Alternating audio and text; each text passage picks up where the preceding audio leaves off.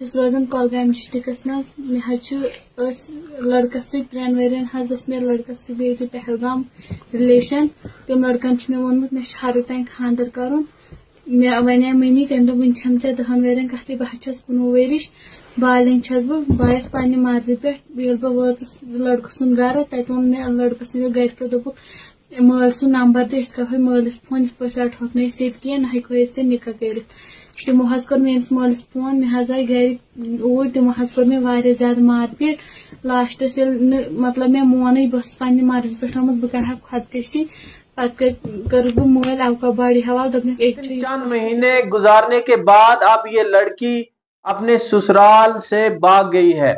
वालिदैन के फैसले के खिलाफ जाना ये बिल्कुल जो है बहुत बड़ी गलती होती है। इस गलती की भरपाई हर किसी को करनी पड़ती है, क्योंकि वाहिद दुनिया में वालिदैन ही होते हैं जो अपनी औलाद के लिए मरते दम तक भी बुरा नहीं चाहते। दोस्तों, चाहे कोई बेटा गलत डिसीजन ले या बेटी गलत डिसीजन ले, अगर माँ बाप के खिलाफ गए हैं तो माँ बाप का दिल तो दुखना ही है, और अगर वालिदैन का दिल दुख गया तो याद रखें कि ना ही कभी वो औलाद खुश रह सकती है। आज हमें एक और मिसाल देखने को मिली है। ये लड़की वापस भी आ जाएगी, ये लड़की घर भी बना लेगी, इस लड़की को किस वजह से गई है वो भी पता चल जाएगा। लेकिन अगर आपके किसी फैसले की वजह से आपके वालिदैन का दिल दुखा है तो याद रखें कि वो दिल दुखना आपकी जिंदगी में कभी सुकून नहीं ला सकता है। आप फिर अपने घर वालों से मिल भी जाओगे, आप अपने घर वालों से बात भी करोगे, लेकिन याद रखना अगर वालिदैन के खिलाफ गए तो कभी सुकून नहीं हासिल करोगे। हमें इस्लाम ने हमेशा वालिदैन की कदर करने की, उनके मशवरे के तहत चलने की तलकीन की है। सूरह बकरा में अल्लाह पाक ने फरमाया कि और माँ बाप के साथ अच्छा सलूक करते रहना, रिश्तेदारों और यतीमों और मोहताजों से भी और लोगों से अच्छी तरीके से नरमी से बात करना, नमाज पढ़ते रहना, ज़कात देते रहना।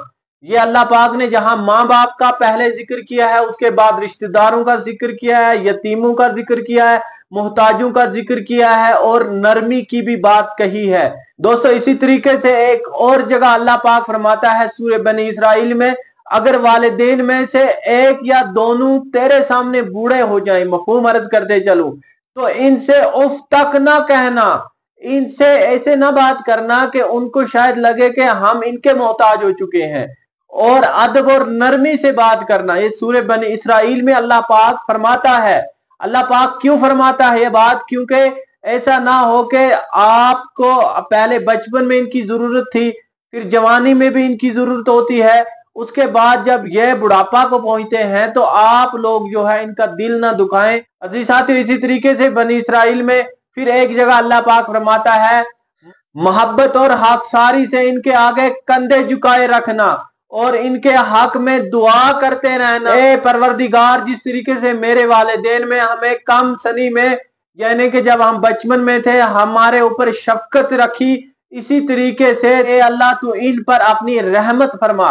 तो ये अल्लाह पाक कुरान मजीद में वालिदैन के हक में दुआ करने को कहते हैं। लेकिन माशरे में ऐसी खबरें आती रहती हैं हमेशा कि कोई लड़की भाग चुकी है, फिर वालिदैन के इज्जत पर जो है आंच आती है, फिर उन्हें दूसरे के सामने झुकना पड़ता है, उन्हें माशरे में बात सुननी पड़ती है, उन्हें फिर यहाँ तक कहा जाता है कि तुमने अपनी औलाद की जो है सही से तरबियत नहीं की, इसीलिए तुमको ये दिन देखना पड़ रहा है। तब वालिदैन अगर किसी से बात नहीं करता, लेकिन तन्हाई में वो जरूर सोचता है कि अल्लाह पाक, ये औलाद तुमने दी है मुझे, मैं इसकी मोहब्बत करता हूं, मेरे ऊपर इसकी जिम्मेवारी थी, लेकिन मैं परवरिश अच्छी तरीके से ना कर सका, या क्या वजह थी कि ये इस औलाद की वजह से मुझे बातें सुनने को मिल रही है। ए अल्लाह पाक, तू इस औलाद को इसकी सजा दे, तो याद रखना वो सजा 100.1% मिलती है। इस्लामी तरीके पर देखें कि हम कहां जा रहे हैं, तब आपकी जिंदगी जो है खुशनुमा हो सकती है, तब आपकी जिंदगी जो है खुशगवार हो सकती है, तब किसी कबीले में जाकर आपकी कदर हो सकती है।